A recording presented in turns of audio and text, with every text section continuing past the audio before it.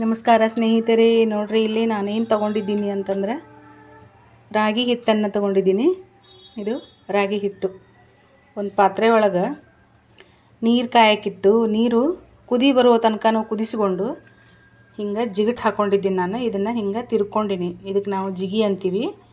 ಒಂಥರ ಜಿಗಿ ಬರ್ತದೆ ಇದು. ಇದನ್ನು ಈಗ ಆರ್ಯದ ಒಂದು ಸ್ವಲ್ಪ ಬಿಸಿ ಐತಿ. ಆರಿದ ಮೇಲೆ ನಾನು ಈ ಹಿಟ್ಟನ್ನು ನಾದ್ಕೊತೀನಿ. ತಣ್ಣೀರು ಹಾಕ್ಕೊಂಡು ನಾದ್ಕೋಬೇಕು ಎಲ್ಲ ಇದು ಕೂಡಿಸ್ಕೊಂಡು.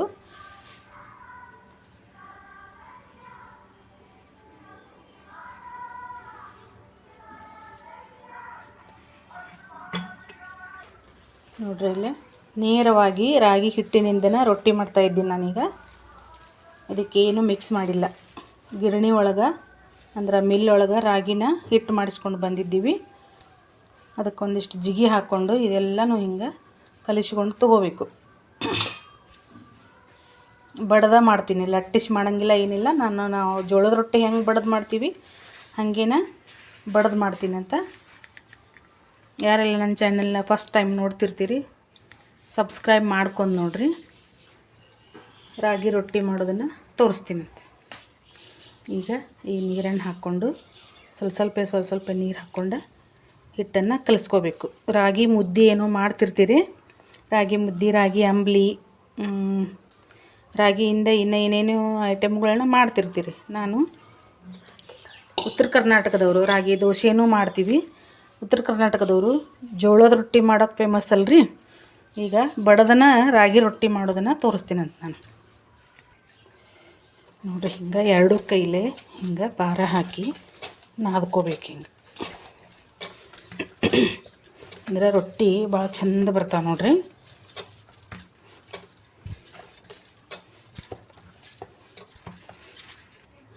ನೋಡ್ರಿ, ಈ ರೀತಿಯಾಗಿ ಒಂದು ಹದಕ್ಕೆ ನಾದ್ಕೋಬೇಕು ರಾಗಿ ರೊಟ್ಟಿ ಮಾಡೋಕೆ ಹಿಟ್ಟನ್ನು. ಈಗ ಒಂದೊಂದನ್ನು ನಾವು ಉಳ್ಳಿ ಮಾಡ್ಕೊಂಡು ಬಡ್ದ ತೋರಿಸ್ತೀನಿ.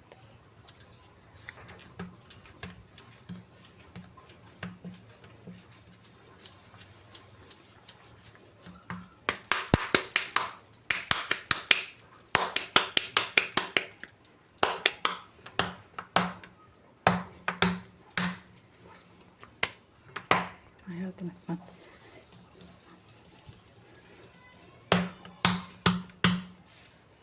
ಸ್ವಲ್ಪ ಹಿಟ್ಟು ಹಾಕ್ಕೋಬೇಕ್ರಿ. ಇಲ್ಲೇ ಹಿಟ್ಟು ಹಾಕ್ಕೊಂಡು ಹಿಂಗೆ ಬಡಿಬೇಕು.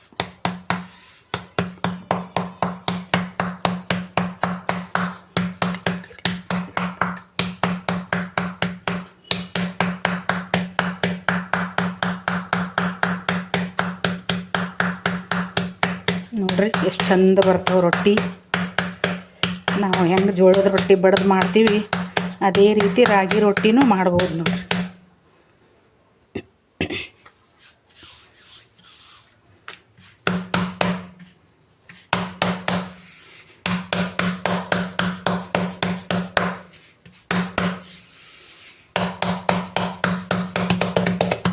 ಆ ಕಡೆ ಒಂದು ಹಂಚನ ಕಾಯಕ್ಕೆ ಇಟ್ಕೊಂಡಿದ್ದೀನಿ.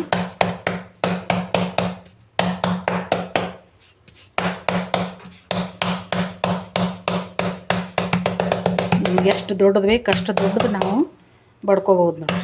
ರೊಟ್ಟಿನ ಲಟ್ಟಿಸಿ ಮಾಡ್ಬೋದು, ಆದರೆ ನನಗೆ ಬಡದು ಮಾಡೋದೇ ಜಾಸ್ತಿ ರೂಢಿ ಐತಿ. ನೋಡಿರಿ, ಇಲ್ಲೊಂದು ಹಂಚನ ಕಾಯಕ್ಕೆ ಇಟ್ಕೊಂಡಿದ್ದೀನಿ ನಾನು.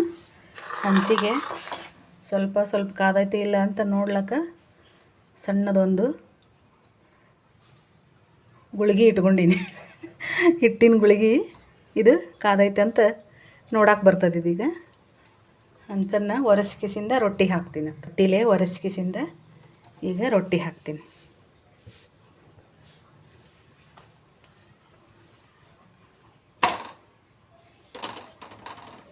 ಇದಕ್ಕೀಗ ಒಂದು ಪಾತ್ರೆ ಒಳಗೆ ನೀರು ತೊಗೊಂಡು ಒಂದು ಬಿಳಿ ಬಟ್ಟೆ ತೊಗೊಂಡಿದ್ದೀನಿ. ಹಸಿ ಹಚ್ಚೋದಂತಾರೆ ಇದಕ್ಕೆ. ಈ ರೀತಿ ಹಸಿ ಹಚ್ಕೋಬೇಕು. ಇದಕ್ಕೆ ನಾವು ಹೆಂಗೆ ಜೋಳದ ರೊಟ್ಟಿಗೆ ಹಚ್ತೀವಿ ಅದೇ ರೀತಿ ರಾಗಿ ರೊಟ್ಟಿಗೂ ಹಚ್ಬೋದು.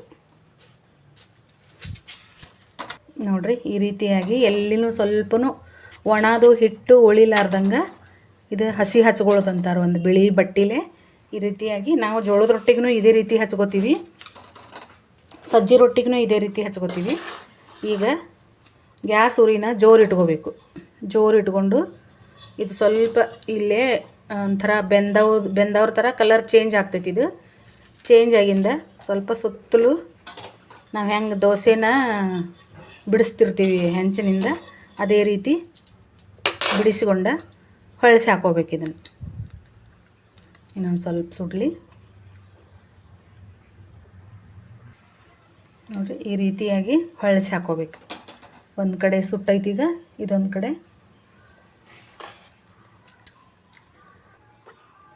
ನೋಡ್ರಿ ಈ ರೀತಿಯಾಗಿ ಎರಡು ಸೈಡೂ ಒಂದು ಬಿಳಿ ಬಟ್ಟಿಲೆ ಹಿಂಗೆ ಒತ್ತಿ ಬಿಡ್ಬೇಕು. ಹಿಂಗೆ ನಾವು ಜೋಳದ ರೊಟ್ಟಿನೂ ಹಿಂಗೆ ಒತ್ತೀವಿ ಅಂದ್ರೆ ಸರಿಯಾಗಿ ಸುಡ್ತದದು. ನೋಡ್ರಿ ಎಷ್ಟು ಚೆಂದಾಗಿ ಉಬ್ಬಿದ್ದು, ಪೂರ್ತಿ ಉಬ್ತದಿನ ಇಷ್ಟಂತೂ ಉಬ್ಬ್ಯದಿ. ನೋಡಿರಿ ಈ ರೊಟ್ಟಿನ ಈಗ ನಾನು ತಕ್ಕೊಂಡ್ಬಿಡ್ತೀನಿ ಒಂದು ತಾಟಿಗೆ. ಎಷ್ಟು ಚಂದ ಬಂದದ್ದು ನೋಡ್ರಿ. ಇದು ಹಿಂಗೆ ಎಲ್ಲ ರೊಟ್ಟಿನೂ ಮಾಡ್ಕೊಂಡು ತೊಗೋತೀನಂತ. ಇದು ಗರಿ ಗರಿ ಆಗಿದೆ ಇಲ್ಲಿ ಆದ್ಯ. ನೋಡ್ರಿ ಇನ್ನೊಂದು ರೆಡಿ ಆಗಿಬಿಡ್ತು. ಇದನ್ನು ಹಾಕೊಂಡ್ಬಿಟ್ಟೆ ನಾನು. ಈಗ ಗ್ಯಾಸ್ ಉರಿನ ಸ್ವಲ್ಪ ಜೋರು ಇಟ್ಕೋಬೇಕು. ನಾವು ಬಿಳಿ ಬಟ್ಟೆ ಇಟ್ಕೊಂಡು ಏನು ನೀರು ಇಟ್ಟಿದ್ದೀವಲ್ಲ, ಇದರಲ್ಲೇ ಹಿಂಗೆ ಹಸಿ ಹಚ್ಕೋಬೇಕು. ಸ್ವಲ್ಪನೂ ಒಣ ಉಳಿಬಾರ್ದು ನೋಡ್ರಿ. ಎಲ್ಲ ಕಂಪ್ಲೀಟ್ ಹಸಿ ಹಚ್ಕೊಳ್ಳೋದು ಅಂತಾರೆ ಇದಕ್ಕೆ. ಹಸಿ ಹಚ್ಕೋಬೇಕು ಹಿಂಗೆ ನೋಡ್ರಿ. ಮತ್ತೊಂದು ಉಳ್ಳಿನ ತೊಗೊಂಡೆ ನಾನು. ಹಿಂಗೆ ರೌಂಡಾಗೆ ಮಾಡ್ಕೋಬೇಕು. ಸ್ವಲ್ಪ ಕೆಳಗಡೆ ಹಿಟ್ಟು ಹಾಕ್ಕೊಂಡೆ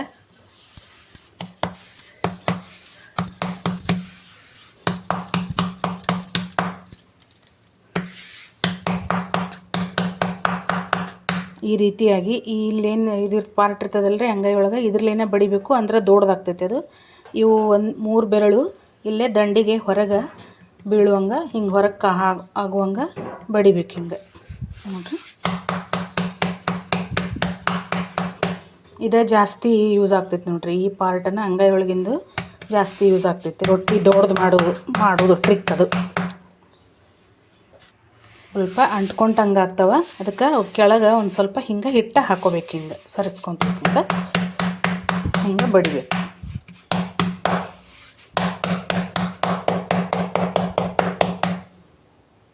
ನಮಗೆ ಭಾಳ ತಿರುಗಲಿಲ್ಲ ಮಾಡಲಿಲ್ಲ ಅಂತಂದ್ರೆ ಇನ್ನೊಂದು ಸ್ವಲ್ಪ ಹಿಂಗೆ ಸುತ್ತಕ್ಕಿಂದ ಹಿಟ್ಟು ಇದ್ರೆ ಹಾಕೋಬೇಕು. ಇರಲಿಲ್ಲ ಅಂತಂದ್ರೆ ಈ ಬೇರೆ ಹಿಟ್ಟನ್ನು ಹಿಂಗೆ ತೊಗೊಂಡು ಹಾಕ್ಕೊಂಡು ಬಡಿಬೇಕು.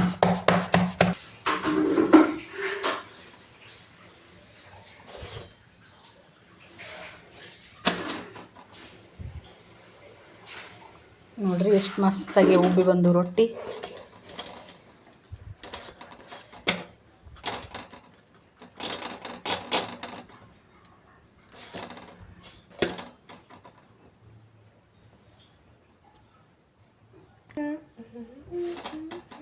ಎಷ್ಟು ಚಂದ ಬಂತು ನೋಡ್ರಿ. ಇದು ರಾಗಿ ರೊಟ್ಟಿ ಯಾವುದು ಬೇಕಾದ ಕಾಂಬಿನೇಷನ್ ಮಾಡ್ಕೋಬೋದು. ಚಟ್ನಿ, ಪಲ್ಯ, ಸಾಂಬಾರು, ಬಿಸಿ ಬಿಸಿ ರಾಗಿ ರೊಟ್ಟಿ, ಪುಂಡಿ ಪಲ್ಯ, ಚಟ್ನಿ ನಮ್ಮ ಮನ್ಯಾಗ ರೆಡಿ ಆಗ್ಲಕತ್ತದ. ಈಗ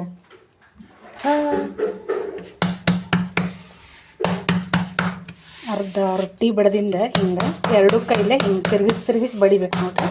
ದೊಡ್ಡ ಆಗ್ತಾವೆ. ನಮ್ಗೆ ಎಷ್ಟು ದೊಡ್ಡ ಬೇಕು ಅಷ್ಟು ದೊಡ್ಡ ಆಗ್ತಾವೆ. ಕೆಳಗಡೆ ಸ್ವಲ್ಪ ಹಿಟ್ಟು ಹಾಕ್ಕೋಬೇಕು. ಹಿಂಗೆ ಹಿಂಗೆ ಎಡಗೈಲೇ ಸರಿಸ್ಕೋಬೇಕು, ಹಿಂಗೆ ಬಲಗೈಲೇ ಬಡಿಬೇಕು.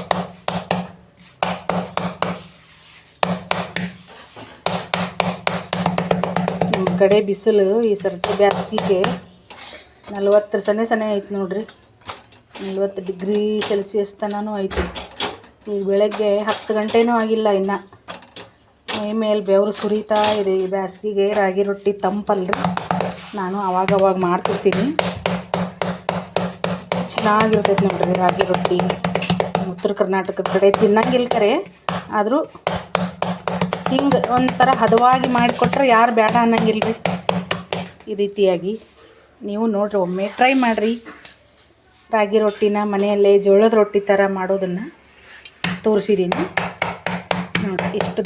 ಇಷ್ಟು ದೊಡ್ಡ ಆಗ್ತಾವೆ ನೋಡಿರಿ ರಾಗಿ ರೊಟ್ಟಿ ಬಡದು ಮಾಡಿದ್ರೆ. ಲಟ್ಟಿಸಿವು ಮಾಡ್ತಾರೆ, ನಾನು ಬಡದೇ ಮಾಡ್ತೀನಿ ಜಾಸ್ತಿ. ನೋಡಿರಿ ಎಷ್ಟು ಚೆಂದಾಗೈತೆ ನೋಡಿರಿ. ಮಾಡಿದೆ ನೋಡಿರಿ. ಫೈನಲಿ ಇಷ್ಟು ರೊಟ್ಟಿ ಅದು 8ರಿಂದ 10 ರೊಟ್ಟಿ ಅದು. ಈ ಬೇಸಿಗೆ ಬಿಸಿಲಿಗೆ ರಾಗಿ ರೊಟ್ಟಿ ಭಾಳ ಮಸ್ತ್ ಇರ್ತೈತೆ ನೋಡಿರಿ. ರಾಗಿ ರೊಟ್ಟಿ ಇದ್ರ ಜೊತೆಗೆ ಏನಾದರೂ ಒಂದು ಚಟ್ನಿ, ಪಲ್ಯ, ಸಾಂಬಾರು, ಉಪ್ಪಿನಕಾಯಿನೂ ಹಚ್ಕೊಂಡು ತಿನ್ಬೋದು. ಈ ರೀತಿಯಾಗಿ ನೀವು ಮನೆಯಲ್ಲೇ ಬಡದು ರಾಗಿ ರೊಟ್ಟಿ ಮಾಡೋದನ್ನು ಟ್ರೈ ಮಾಡಿರಿ ಒಂದು ಸರ್ತಿ.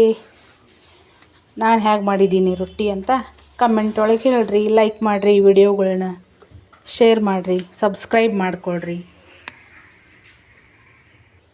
ಮತ್ತು ಇದಕ್ಕೊಂದು ಕಾಂಬಿನೇಷನ್ ಅಂತ ಪುಂಡಿ ಪಲ್ಯ ಚಟ್ನಿ ಮಾಡೋದನ್ನು ತೋರಿಸ್ತೀನಿ ಈಗ ನೋಡಿರಿ. ಇಲ್ಲೇ ನಾನು ಮೆಣಸಿನ್ಕಾಯಿನ ತೊಗೊಂಡಿದ್ದೀನಿ. ಪುಂಡಿ ಪಲ್ಯ ಚಟ್ನಿನ ಮಾಡೋದನ್ನು ತೋರಿಸ್ತಾ ಇದ್ದೀನಿ. ಸ್ವಲ್ಪ ಕಾಯ್ದು ಹಂಚಿತ್ತಲ್ರಿ ರಾಗಿ ರೊಟ್ಟಿ ಮಾಡಿದ್ದು, ಅದರೊಳಗೇ ಮೆಣಸಿನ್ಕಾಯಿನ ಹುರ್ಕೊಳ್ಳೋದು ತೋರಿಸ್ತಾ ಇದ್ದೀನಿ.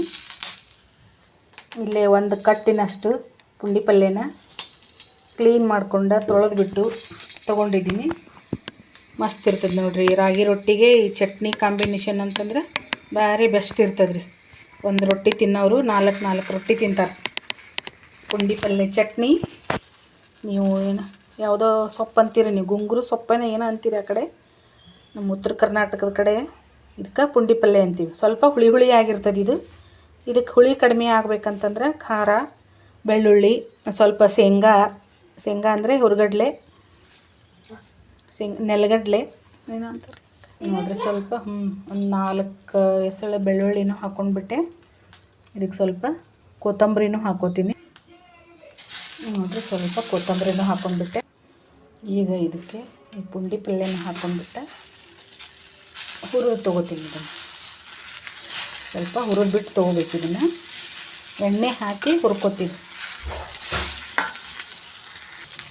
ಮತ್ತು ಕ್ಲೀನಾಗಿ ತೊಳೆದ್ಬಿಟ್ಟು ತೊಗೋಬೇಕು ಪುಂಡಿ ಪಲ್ಯನ. ಇದಕ್ಕೆ ಎಣ್ಣೆ ಹಾಕ್ಕೊಂಡು ಹುರ್ಕೋಬೇಕು. ಯಾಕಂತಂದ್ರೆ ಮಣ್ಣು ಇರ್ತದೆ ರೀ ಅದು ಪುಂಡಿ ಪಲ್ಯ. ಮಣ್ಣನ್ನೆಲ್ಲ ಹೋಗಿಸ್ಕೊಂಡು ತೊಳ್ಕೊಬೇಕು ಚೆಂದಾಗೆ.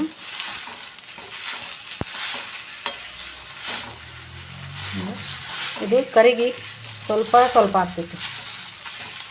ಎಲ್ಲ ಅದಕ್ಕೆ ಕಾಂಬಿನೇಷನ್ ನೋಡ್ಬೇಕು. ಸೈಡ್ ಡಿಶ್ ಆಗಿ ಪುಂಡಿ ಪಲ್ಯ ಚಟ್ನಿ ಭಾಳ ಮಸ್ತ್ ಇರ್ತದೆ ರೀ. ನೋಡಿರಿ, ಎಣ್ಣೆ ಹಾಕ್ಕೊಂಡು ಹುರ್ಕೊಂಡ್ಬಿಟ್ಟು ಹಸಿಮೆಣಸಿನ್ಕಾಯಿನ ಹುರಿದ್ಬಿಟ್ಟಿದ್ದೀನಿ.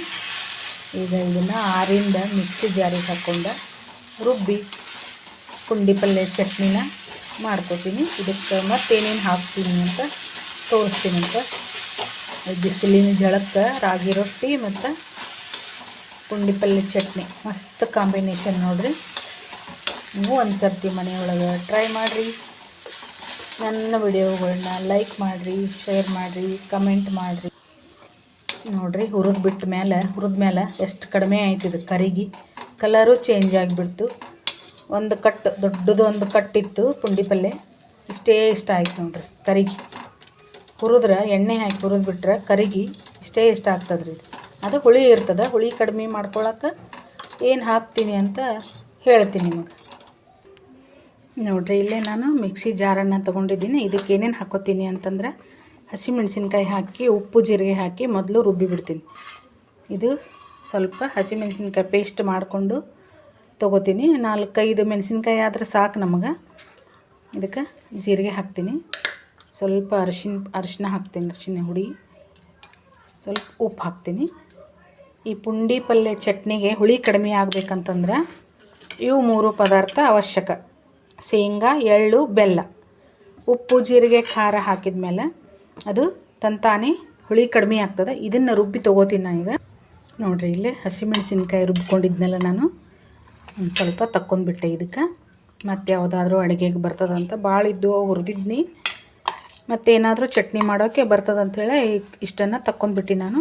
ಈಗ ಇದಕ್ಕೆ ಪುಂಡಿ ಪಲ್ಯ, ಶೇಂಗಾ, ಎಳ್ಳು ಇಲ್ಲಿ ಹುರಿದ್ಬಿಟ್ಟು ತಕ್ಕೊಂಡಿದ್ದೀನಿ. ಪುಂಡಿ ಪಲ್ಯನ ಇದಕ್ಕೆ ಹಾಕ್ಕೊಂಡು ರುಬ್ಕೊತೀನಿ. ಈಗ ಶೇಂಗಾ, ಎಳ್ಳು, ಬೆಲ್ಲ. ಇದಕ್ಕೇನದ ಸ್ವಲ್ಪ ನೀರು ಹಾಕ್ಕೋತೀನಿ. ಇನ್ನೊಂದು ಸ್ವಲ್ಪ ಅರಿಶಿನ ಹುಡಿ ಹಾಕ್ಕೋತೀನಿ. ಇದನ್ನು ರುಬ್ಬಿ ತೊಗೋತೀನಂತ. ನೋಡಿರಿ, ಇದೀಗ ಚಟ್ನಿನ ಮಾಡ್ಕೊಂಡ್ಬಿಟ್ಟೆ ನಾನು. ನೋಡಿರಿ, ಚಟ್ನಿ, ಪುಂಡಿ ಪಲ್ಯ ಚಟ್ನಿ ಎಷ್ಟು ಮಸ್ತ್ ಆಯ್ತು ನೋಡಿರಿ. ಇದು ಬಿಸಿ ಬಿಸಿ ರೊಟ್ಟಿಗೆ, ಚಪಾತಿಗೆ ಎಲ್ಲದಕ್ಕೂ ಒಳ್ಳೇದು ನೋಡಿರಿ. ಇದು ಭಾಳ ಟೇಸ್ಟಿಯಾಗಿರ್ತದೆ. ಹುಳಿ ಇರ್ತದೆ, ಹುಳಿ ಇಲ್ಲ ಅಂತ ಅನ್ನಂಗಿಲ್ಲ. ಹುಳಿ ಕಡಿಮೆ ಮಾಡಲಿಕ್ಕೇನ ಮತ್ತು ಅದಕ್ಕೆ ನಾವು ಎಳ್ಳು, ಶೇಂಗಾ, ಬೆಲ್ಲ ಹಾಕ್ಕೊತೀವಿ. ಭಾರಿ ಟೇಸ್ಟಿಯಾಗಿರ್ತದೆ ನೋಡಿರಿ.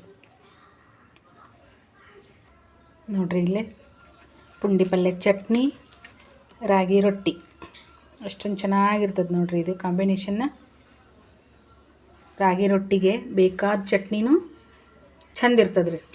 ಈ ರೀತಿಯಾಗಿ ನೀವು ಒಂದು ಸರ್ತಿ ಮನೆಯಲ್ಲಿ ಟ್ರೈ ಮಾಡಿರಿ. ರಾಗಿ ರೊಟ್ಟಿ, ಪುಂಡಿ ಪಲ್ಯ ಚಟ್ನಿ ನಾನು ಹೆಂಗೆ ಮಾಡಿದೆ ಅಂತ ಕಮೆಂಟ್ ಒಳಗೆ ಹೇಳ್ರಿ. ಬರ್ರಿ ನಾಷ್ಟ ಮಾಡೋಣಂತ. ಇಷ್ಟೊತ್ತು ನನ್ನ ವಿಡಿಯೋ ನೋಡಿದ್ದಕ್ಕಾಗಿ ಧನ್ಯವಾದಗಳು.